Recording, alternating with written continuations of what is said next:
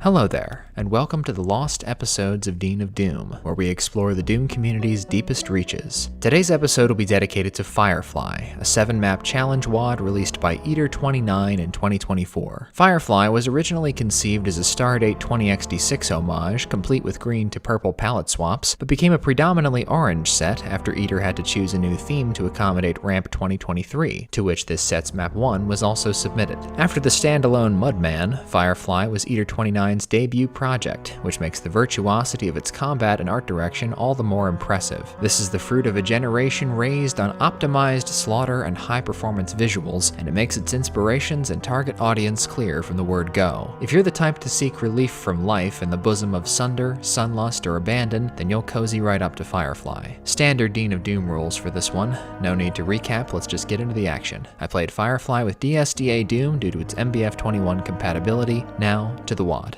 Map 1, Twilight Constriction. I can feel the heat coming off my computer screen already. This caldera compound has the blood of slaughter legends pumping through it, decked out in heavy metal slabs and fiery grooves, all baked in orange light. Get used to it. Eater29 lets you pull the starting gun trigger, but that's a tiny courtesy. In introducing its maker's martial code, Twilight Constriction will absolutely filter people. Eater loads you with rockets and urges you to unlearn trigger discipline, because the space between you and the claws that catch isn't going to clear itself. Archviles appear in nearly every fight of consequence, poofing out of thin air as if spontaneously generated by the biome. Thankfully, this being map 1, some degree of sloppiness is allowed, witnessed by tactless spray and pray in this crystal cave fight. A win's a win. No Ribik's disciple can seem to do without Cyber Jr. these days, but it's his papa's surprise arrival that will leave Twilight Constriction's brand on your backside. A BFG, a Megasphere, and 2 Soul Spheres are not excessive compensation for the final fight. Foreknowledge can't guarantee good Cyber Revenant infighting, and the Kakos and Hell Nobles become dangerous potshot artists when the skeletons have got your full attention. This fight is meant to broil you, and as a repeat challenge WOD relapser, I can attest to the sweet high that a sudden jolt of overkill brings. The only thing clunky about Twilight Constriction is its on-the-nose title. This is refined Doom engineering. Grade A, difficulty A. Map 2, Firefly. This map personifies the sensei unimpressed by his pupil's first success. It's a regimen of hard lessons and swift comeuppances set to an Eastern-flavored MIDI that focuses the mind. Defeat the Demon Dojo trainees, grab some weapons, and get ready for your first test. The zagging troughs on this floor might seem designed only to gather your blood as revenants tear you to pieces, but use your senses. The adjacent room opens as soon as the fight starts, and you're better off in a Hell Noble turf war than an Archvile-led Danse Macabre. I did manage to beat this fight without entering the cow pasture, but only by brute stubbornness. The next fight I love to bits. It's a 2-parter that's half hack and slash and half Rocket Ronin proving ground. When the Meatball's laser cage opens, kiss your breathing room goodbye.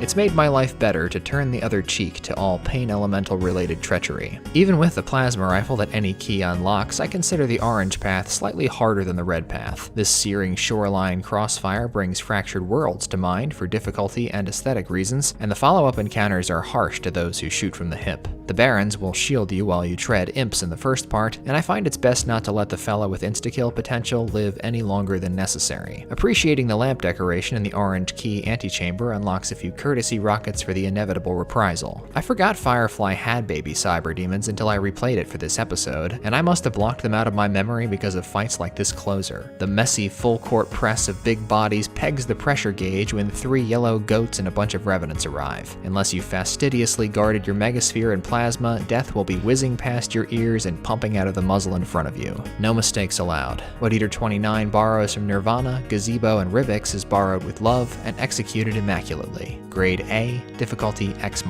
Map 3, Phosphor. It stands to reason that a Darkwave MIDI should score this map. Though Phosphor most prominently sources from Stardate 20xd6's 2 underground maps, Speed of Doom's co-author was godfather to Ribix's early work, and his legacy lives on through Firefly. Darkwave's brushstrokes are visible in these shiny hexacrystals, Eater's demon flash floods have his appetite for carnage, and Phosphor matches the dusky quietude of SOD's early even map slots. Bathed in deceptively gentle gemstone warmth, it's like Tangerine Nightmare by candlelight, and no less fierce. The first fight of note is straight out of the Stardate playbook. 3 pairs of archviles followed by a squall of revenants and rocket food and a hardwood-floored horseshoe. Without the plasma rifle, which you can get next door, you might be biting off more than you can chew. Weapons 5 and 6 in hand, we finally come to an Eater fight I don't like. This sneering duo will almost certainly take a pelt off you on first go, and maybe a lot more than one if the engine doesn't feel like granting an Archie stun or a moment before Cybaby starts shooting. The latter deserves a cheap death. Thanks, Orange Rock. From here, there's no turning back until the orange key is yours. This triple threat of cave dwellers will rend you limb from limb if you strike at the wrong regiment first. Take down the fastest, then the fattest, and you can make your getaway. After a plasma hootenanny and another clinic on juggling cyber hellnoble infighting, we come to a real tester. Eater saturates the orange key battleground with Hell Knights, Barons, and Bacon, while a balcony of boneheads lays siege. It's an interesting setup, smothering you with grunts that incidentally also ward off the primary threat of Revenant rockets. When you run out of cells or pinkies, it's time to make a move. Set in motion by a surprise teleport, the 2-part finale converts all the dread its abyssal view inspires into real danger. Clear the imp-clogged canyons and give yourself room to dance around the meatballs, vials, and distracted cyber demon, then seize the BFG and get ready for the last act. It might be too late before you realize there aren't enough cells in that BFG to make a stand, so you better befriend those cyber rugrats before the Revenants and Cacos converge, or they'll be scraping pieces of you out of the floor cracks. Phosphor's inexorable build-up and seductive setting make it one of Firefly's most memorable maps. Grade A, difficulty X-. Map 4, Derelict. Lean, pitiless, and ceaselessly intense, Derelict is the most pure-blooded Stardate 20xd6 relative in Firefly's roster, and consequently its most grueling map. The closing levels pack a higher intimidation factor, but Derelict wears you down with increasingly claustrophobic setups, white-knuckle platforming trials, and sucker punch reprisals. It can get demoralizing. In only 2 fights does Eater permit the player to revel in raw carnage, the one where we take the BFG for a spin, and the bloodbath on Derelict's motherboard. Somehow you have to set an internal stopwatch to shut the vials in the box, with a chain gunner monsoon flaying the flesh from your face and a howling mob churning all around. Once the gold key lowers, you can squash the Firebringers with 4 skull switches. Almost every fight leading up to the main stage will get a B-side eviler than the first. Eater insidiously repurposes this tense cattle shootout for an archvile harvest. The first room erupts in pain elementals and revenants just when you think you smell the barn, and unless you held onto a heap of cells, the vial swarm by the exit will just kill you. Even for this aesthetic, there are a few fights in this map I consider excessively hostile. I know you're supposed to distract him with a Hell Noble, but I resorted to bull rushing the yellow cyber here because I resent getting splattered or scratched to death waiting for a roll that makes him behave. The Revenant dam break that follows is a rare stub of the toe for Eater's imagination. The staircase you can use to save or pin yourself is the only device not beat to death here. I much prefer dying repeatedly to this slippery 2-tiered assault of Revenants, Hell Knights, Vials, and my unwitting cyber accomplice. It seems my tolerance for defeat increases proportionally with an encounter's grandeur. It's the nickel and dime BS that gets my face red. Derelict demands commitment and athleticism, and the reward of playing it should be self-evident for fans of Stardate 20xd6. It's got the look and delivery down pat. Grade A-, difficulty X. Map 5, Void Space Ballet. Ordinary men despair in the face of such unblinking hugeness, until Mark Clem's MIDI kicks in, of course.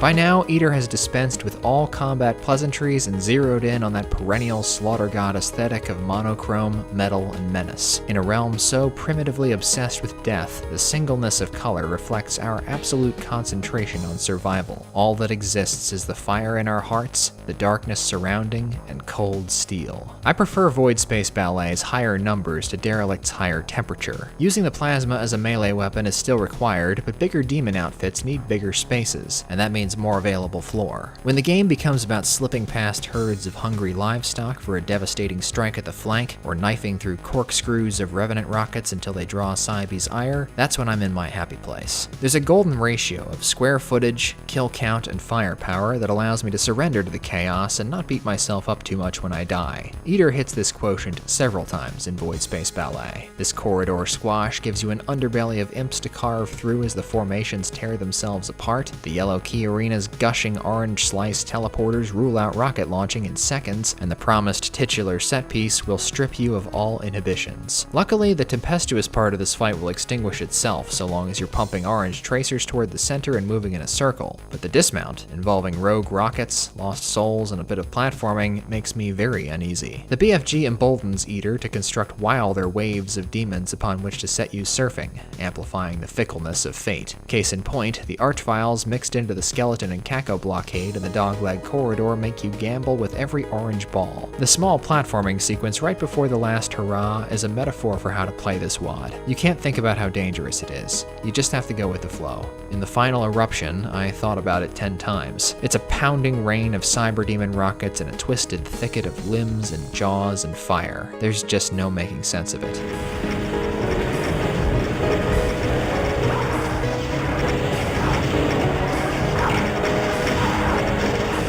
That carpet of zombies at the front door was for the 10 Archviles that ring when you get the orange key. Bury them with BFG, deactivate the core shield control, and blow it all to hell. Grade A, difficulty X. Map 6, Atrophy. How can you tell when it's nighttime in a sunless land? Of all Firefly's little orange worlds, Atrophy has my favorite atmosphere. Jeremy Soul's drowsy nocturne sets the tone for a map defined by spaces between violence. I have not played Magnolia, which Eater cites as an influence, but the prevalence of pointy angles and total liberation from grid lines reminds me of Rubix's Wormwood maps. It's surprising how crooked everything looks from above, because at ground level the layout flows together with the certainty of a dreamer. All of this would vanish with the morning, if the morning ever came. Atrophy is a handsome place, but don't mistake it for a rest stop. Each weapon exacts a price, the exteriors are primed with turrets which imperil travel, and most of the meaty fights expect ballistic parsimony and good footwork. Sometimes you get lucky and infighting goes exactly how you want it to, but sometimes damage is unavoidable. In this artsy triple vial rush, a trickle of zombies and lost souls will gnaw on you while you work, serving as a timer and living obstacle. It's very unusual. Unlocking the southeast structure nukes the Cyberdemon turret, but also wakes up a Caco cluster and some vials unless you sneak into the building directly and nab the gold key first. The Red Skull becomes available once you find the other two, and thankfully it's more of a wind-down fight than a climactic ender. As usual, I pity the saveless, because the final fight's a knee-knocker at the break. If you can slip behind the Revenants, you've made it. My first playthrough of this map exceeded 2 hours, but most of that was spent on my hands and knees looking for secrets. The obsessive search for tiny switches and keycards made a Lotus Eater out of me, and I got hooked on testing which ledges led to stuff and which didn't. Eater makes the player draw their own conclusions about where they're allowed to go, and that sets up some euphoric moments purchased with long stretches of stumped. If you find all 6 keys, you don't get a trophy, but rather a bonus stage of baiting a real cyber with grandstands of Hell Knights and Revenants. It's about the journey, not the destination. I still don't know how to get that goofy grinning health bonus, but I'm content to let one part of Atrophy stay a mystery. The slumbery narcotic of this map may never fully exit my bloodstream. Grade A, difficulty A+.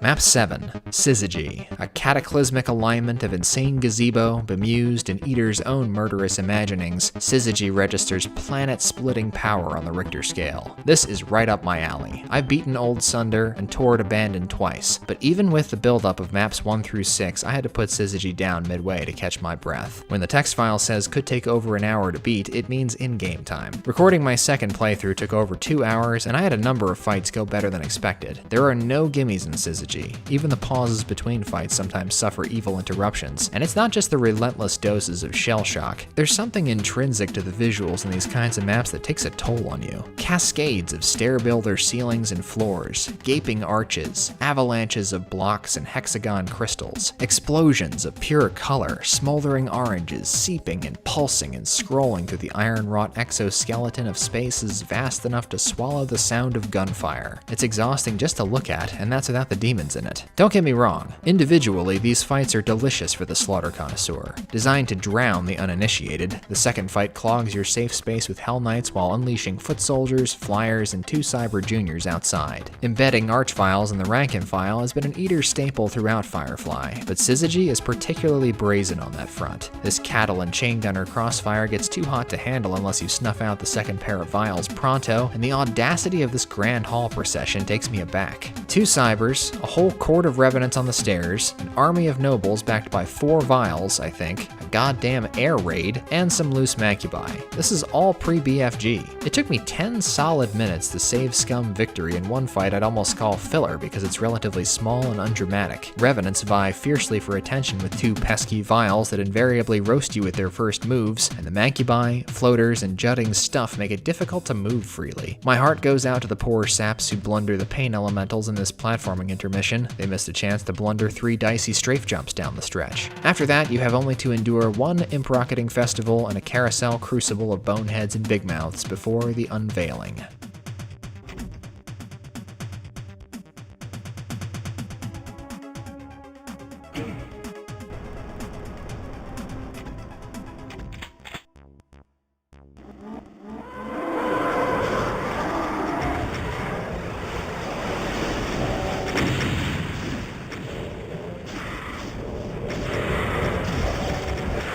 This is what Faith Rewarded feels like. Eater out-bemuses bemused in this decadent bloodbath. The invulnerability's rageful palette change renders it all the more glorious. Your BFG honeymoon won't last, unfortunately. After one more heaping harvest, you'll run smack into the biggest stumbling block in the wad. It's Eater's favorite fight on the map, apparently. The super cramped room with wood floors and like 60 chain gunners. Yeah, and revenants, and cyberdemons, and archviles, and hard-to-grab megaspheres. The pain of this room is transcendental, leaving such an ache that it almost erased my memory of the archvile S-curve and the second invuln fight after it, both of which would be headliners in a smaller, lesser map. Nothing can overwrite the ending, though. Red is the color of danger, but also domination. You have 3 rage spheres to uncork on the demon deluge, and I highly encourage saving one for the last thrust of cybers, pain elementals, and all those laser-caged vials. I didn't, because I'm not smart. Firefly's Ragnarok is a beautiful ode to Sunder's Hive Mother and abandons decayed Valhalla, and secures Eater 29 a throne among the Slaughter Elite. Grade A, difficulty X. Map 8, the Boundless Burning Sea. Shipwrecked on a smoldering shore with nothing but a crate of oranges to eat, our fate is sealed. Turns out, death is citrus flavored. So, back in 2023, when I played an early release candidate, Firefly gave me a much-needed shot of comfort after being immolated by one and losing my mind to Ultimate Doom in name only. That which once was considered the frontier of hard has become suburban, and it may sound odd, but Firefly makes me nostalgic for a time when WADs like it were considered unapproachable. The whole monolithic, foreboding, single-color thing has become familiar to many of us now, but Firefly revitalizes it instead of tiring it out, proving that you need not reinvent the wheel to deliver an apex Doom experience. I love to see a new challenge WAD join the pantheon, overflowing with reverence for that which preceded it, and I'm very excited to see what Eater 29 comes up with next. My final grade for Firefly is an A. Difficulty-wise, this is not falsely advertised as difficult, chaotic slaughter, and will scorch diehards and initiates alike. It puts the X in Stardate 20xd6. Now for my Dean's List. Valedictorian, Map 6, Atrophy. Salutatorian, Map 3, Phosphor, but they're all really good. Class President, Map 7, Syzygy, and WADs this good don't deserve a dunce cap. Thank you very much for watching, and please feel free to share your thoughts on the WAD down below. Before I go, I'd like to take a moment to acknowledge my generous patrons. Aaron Allen, Agile Jackson, Agu XYZ, Alephany, Alex Topfer, Alpha Skeeter, Alfarius, Artisan Talzar, Beatbeard, Birdburn, Blexor, Bitefire, Kappa Bitch, Captain Wave, Cheese Wheel, Christophine Place, Cutman Mike, Damo, Delirium, El Inferno, Endless Moose, Fez, Francis T218, Galaquack, General Roasterock, Gothic Box, Griffin Upchurch, Henner's Lenners, Hexelix, Hot Tomato, Ian Hunter, Idiot Supreme, Jeff Hibbert, Jeremy Francouz, Jimmy Paddock, Josh Ballard, Jude, Just Some Schmuck, Just Great 98, Killplane, Krieg 365, Quan, Large Cat, Lexi Max, Lumnal, Mancubian Candidate, Mark Rowland, Master Drew 117, Matt G, Matthew Gower, McJimbles, Michael Akins, Michael Jensen, Miracle Water, Mixer, Moko Mothman MM47, Mozicon, M. Essex, Mullywiz, Neurometry, Nick XCOM, Number 26, Not Obelisk, Novaseer, NX Avery, Omnibot, Painful Hill 72, Pesavangaj, Philip Coffey, Foo, Princess Entrapta, Rando Will, Razmataz, Red Doomed Earth, Reese Anderson, Roofy, Salt Bad Guy, Saf, The Coffee Witch, Sean Grant, Snacker Fork, Some Spoony Bard, Stonemason, Stupid Nick, Sylvester Priss, Tarakushino, Tavio, The Lippy Server, The Refined Odyssey, TJG1289, Turbine 2K5, Velenex, Video Game Lover, Wandering Autumn Leaves, YB Monada Crab, and William Huber. Thank you. I appreciate you all. This is Mount Pain 27, and I'll see you in the next episode of Dean of Doom.